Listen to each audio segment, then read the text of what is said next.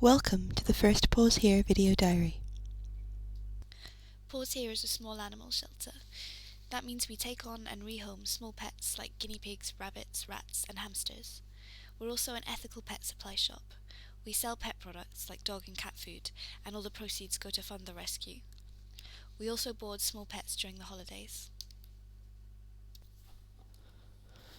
Paws Here is run by a team of volunteers. There's a small core of permanent full-time volunteers. Then there are others who volunteer on a regular basis, usually for 1 or 2 days a week. We also have help from vet students who come for small animal husbandry placements and other work experience students. There are also various children, young people and people with special needs who wish to help us socialise the animals. Sometimes the animals are brought to us by social workers or by concerned members of the public. Sometimes they are found abandoned or dumped here. But by far the majority of animals are voluntarily surrendered by owners who either can't or don't want to look after them anymore. Normally, we have 4 or 5 rabbits looking for a home at any one time. This year, however, we've been overwhelmed with rescue rabbits. I think we've had over 40 since January. In fact, at the shop currently, we have so many rescue rabbits that we were prepared to say no to anyone else who was looking to rehome another rabbit with us. However, after speaking to our new rabbit Fern's owners for a few minutes, we were so worried about her safety that we agreed to take her on. Fern is a large rabbit, and her owners think that she's a giant, but I would say that she's by no means a giant rabbit. They brought her as a baby and decided that they were no longer able to cope with her size. They had bought her knowing that they wouldn't be able to spay her. Female rabbits do need to be spayed at around 6 months, or they tend to develop tutorial problems, which Fern has developed.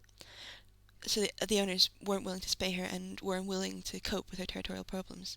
As well as all of that, her owners had bought a dog, which they were allowing to chase Fern around their house. And obviously somehow they were surprised that she was aggressive and territorial. She's actually a really shy and frightened bunny who has clearly been quite affected by her early experiences. It's taking her a little while to settle down, and she's somewhat unwilling to come out of her cage, but we have found her really friendly and docile and a really nice bunny. I really believe that with some patience and care she'll recover from her bad start in life, and maybe even find a friend here. Another new face at Paws Here recently is a rabbit called Harvey. Harvey's a lionhead rabbit, and his owners brought us Harvey when they couldn't cope with him anymore. Harvey had quite bad experiences with grooming. His previous owners clearly didn't really know how to groom him properly and had been hurting him when he was being groomed. As such, he's very frightened of being groomed. When he first came into us, he was covered in mats. He was absolutely matted all over, and his owners claimed that they'd shaved him. I wasn't quite sure exactly what they meant by that until I started to groom all the mats away, and it became clear that he had large red raw patches where they'd obviously tried to shave his fur and just scraped across his skin. The skin was peeling off and it was just a state. He had to have some medical care. He's had to have ointment, a special cream to put on those areas, and he had to have a lot of grooming. Every day for a week we groomed and groomed and groomed him, and now he's looking absolutely fine. Harvey's experience has reminded us that not all bunny owners will know how or feel comfortable grooming their bunny. With the summer coming up and with the warmer weather, lots of bunnies are molting just now, even the short-haired ones. So we've decided to show you how to groom your bunnies properly. There are a few tools that are important for when you're grooming your rabbits. The first is a soft slicker brush, and these are fantastic for removing dead hairs, for grooming short-haired rabbits, for grooming a rabbit when they're molting. Then there's a comb, a long comb, which is mostly useful for long-haired rabbits. It's not really something you're going to be using if you've got a short-haired rabbit, but this is important for working the mats and the tangles out of the long-haired rabbit's fur. The next thing you're going to need is a good pair of scissors. They should be small and sharp, and this is for trimming any mats that are just too stubborn and aren't going to come out. It's really important that you cushion the scissors with your fingers if you're going to use them, because you don't want to nick your rabbit's skin. So, we'll start with the short-haired bunnies. This is a video of me grooming a short-haired rabbit. This is a Netherland dwarf boy. He's here on holiday with us at the moment, and he's been molting a bit because of the warm weather, so I decided to give him a good grooming with the slicker brush, which just removes all of the dead hair. You can see that quite a lot of the dead fur and the dead hair is coming off him. It's really important to remove these because rabbits, just like cats, can get hairballs if you don't. So we groomed him for a little while, maybe 20 minutes altogether. And if you do this just every couple of days while your rabbit's molting, pretty soon you'll get to a stage where not much fur is coming off. And that's the stage where you can sort of leave it for now and think they've stopped molting.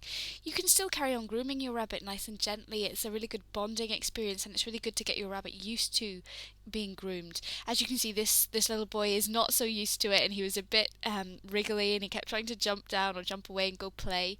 Lots of the rabbits, they don't like to sit still for very long periods of time, but it's really important to get them groomed. So you're just going to stroke them with a slicker brush nice and firmly, but not hurting them, not scraping the brush along their skin. It's going to remove lots of the dead hair. When the brush is full, be sure to take all of the dead hair off and put it to one side, and when you're done, obviously just dispose of that and don't let the rabbits get into it because they'll just lick it all up, and then that'll cause hairballs again. Now, to demonstrate how to groom a long-haired rabbit, we've enlisted the help of Harvey, our lion-haired boy. Lion-haired rabbits have this amazing mane of long hair, and it can stretch all the way around them. It's really beautiful, but it is a lot of work, and you really make a commitment when you take on a lion-haired rabbit to groom them and keep them looking at their best, because it's really important for their skin. It's really important that they can groom themselves and keep themselves clean, and it's really important that they don't get hairballs. With the long-haired rabbits, we start by grooming them with the slicker brush, just like with the short-haired rabbits, just to remove any dead fur, just to get that out of the coat. As you can see, Harvey is really uncomfortable with being groomed. He's frightened by it. He doesn't like it when the brush touches him. Part of that is possibly that his skin is still a little bit sensitive from where his owners had tried to shave him. But most of that's going to be from them grooming him badly, grooming him too harshly, hurting him, and therefore causing him to be frightened of being groomed at all. It's really important that your rabbits stay nice and calm, that you try and groom them as softly as possible, and really treat it like a bonding experience to groom your rabbit. So we start by grooming them with the short slicker brush. Once we've got most of the dead hair out, then we can start to use the long tooth comb, and we just stroke that through the fur. And basically what that's doing is removing any tangles, any knots. We just stroke it through all the longest bits of the fur, and make sure that that's getting out any kind of little tangles, little knots. Little tangles can develop into big mats, and the big mats have to just come out of the fur. Once that's done, and once he's looking really nice, if there's any stubborn tangles, and sometimes rabbits, especially long-haired rabbits, get this around their rear end, if there's any stubborn knots or tangles or mats, you might need to trim these out with the scissors. When you're doing that, be sure to cushion your rabbit's skin by putting your fingers between the skin and the scissors, and just trim the knots off. That's not going to hurt your rabbit, but the scissors themselves might upset them, so try not to have them around the rabbit for too long, and certainly try your best not to nick the rabbit's skin at all. Never ever let a child do this. So there we go, we've got all the rabbits groomed up and they're looking absolutely lovely. I think you'll agree that Harvey looks really smart with his now nicely groomed coat. We have a lot of rabbits in just now, and we try to groom them all pretty regularly at this time of year, which is quite a lot of work. So if you come down to visit us anytime, you're likely to see one of us covered in bunny fur, or even grooming one of the rabbits. We might even let you have a go at it yourself. So this has been an up and down week, which kind of describes a lot of our weeks. We've had, sadly, some rabbits brought in from homes that weren't so great, which is always a sad thing, but it's always good to see them here and to work with them to make them a much happier bunny. We've also rehomed 2 of our adorable baby guinea pigs, which is lovely. They were part of an accidental litter. We'll maybe show you some more of them next week. They're very cute. We've homed one of our more elderly hamsters, who's called Mrs. Smith. She's found a lovely new home, which is always great, and her owner seems really happy with her. I hope she has a really great time in her new home. Also, our baby rats are getting more and more adorable all the time, and several have already been reserved, as well as which is the same as the baby hamsters.